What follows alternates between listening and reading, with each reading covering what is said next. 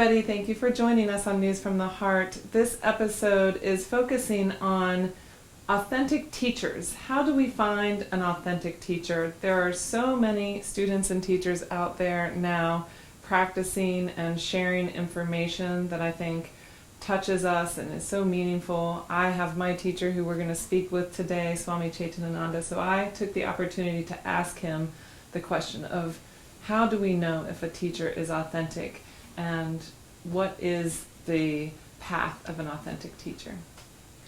Authentic teachers, are a legitimate concern, especially in this completely convoluted and commercial time that we live in. Authentic teachers speak to the quality of life for their students and the personal effort that needs to be generated to transform and continue to uplift that quality of life for each student and all of their connections in this world. So, the way the Indians define that quality of life is going to be different than the way the Chinese, the Germans, and the Americans, and the Japanese make that definition. Because of cultural differences. Because of cultural differences. And so, it's very difficult to say exactly what an authentic teacher is. But they can, there are two kinds of teachers generally. They are either inspired, and the level of their inspiration, is highly variable, or they are informed. And that means the level of their education is variable. There are very few people who are both inspired and informed and constantly at work, refining and uplifting the level of both their inspiration and their information. Mm-hmm. And I think that, that we need to look to inspired and informed people to study from. These are people also who I would suggest should be intelligent enough to make money doing something other than teaching yoga. And to make money doing something other than the religion business. Find yourself a teacher who is inspired and informed, who is not in this to make money, who is not attempting to establish a mass movement, but who is rather focused on the quality of life for the people that are present with him or her. And, it's always a good thing when you're buying a carpet to turn the carpet over and look at the back and to see how tight the weaving is and, the quality of the dye that's been used. So you look a little bit to the sources of that particular person's teaching and discover, in fact, how, truly they are representing their personal history. That will tell you something about who they really are. So, I also hear you saying, to answer my question about authentic teachers, that one red flag would be looking at how they make their living versus and why they're teaching.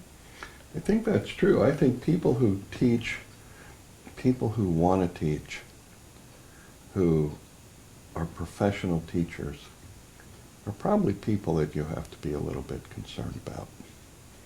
Because the whole problem with religion is that religion is essentially a business. And religion evolves further and further away from truth in order to, as a consequence of the participation of the clergy in the material world that they're involved in. The clergy wants to make money. Clergy wants to have influence. I mean, this is really quite natural. Is in it a not way. just they want money to cover the bills to keep the...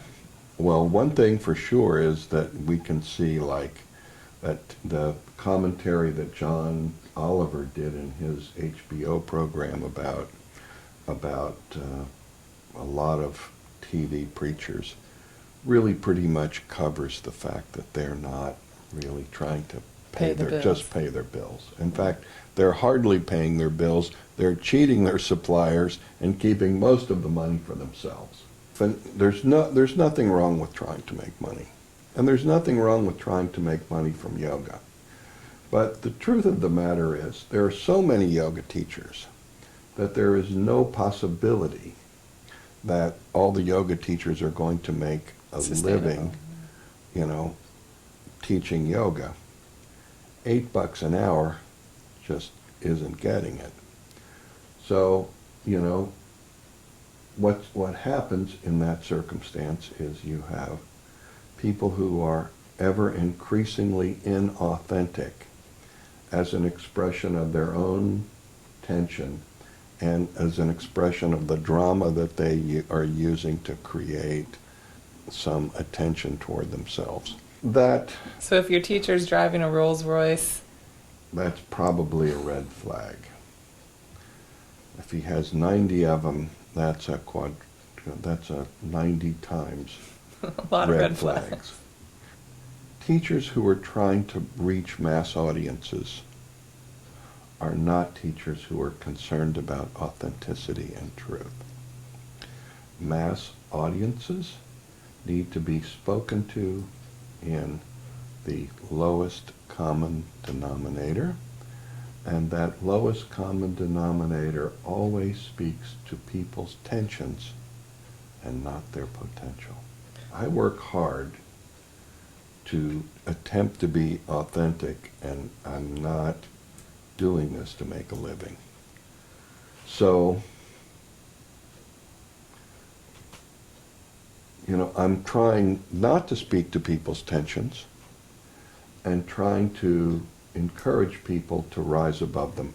In part, my effort to speak to the possibility and to love and to support and positivity is what drives me to decline to speak very directly about, authentic teachers.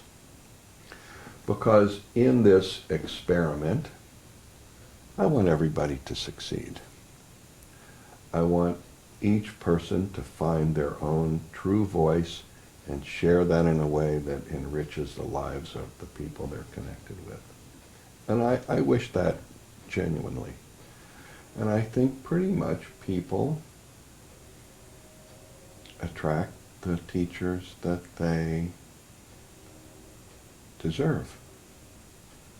And so that, it's not really up to me to criticize. I think there are not very many real teachers in the world. I think there are people who are informed, some people who are inspired, and there are people who are cultivated a kind of fusion of both inspired and informed. That's probably the best person to study with. It took me a long time to find my authentic teacher that worked for me. When I found him, it was easy. And before I found Swamiji, I spent several decades with many teachers, some, like you said, inspired, some informed in different degrees. But I wish you all, whether you are a teacher or a student or both, an authentic path. And I hope that this helps all of you go a little bit deeper into that, because the world sure needs all of us to do that right now. Amen. Thank you very much, everybody. We'll see you again on another episode of News from the Heart.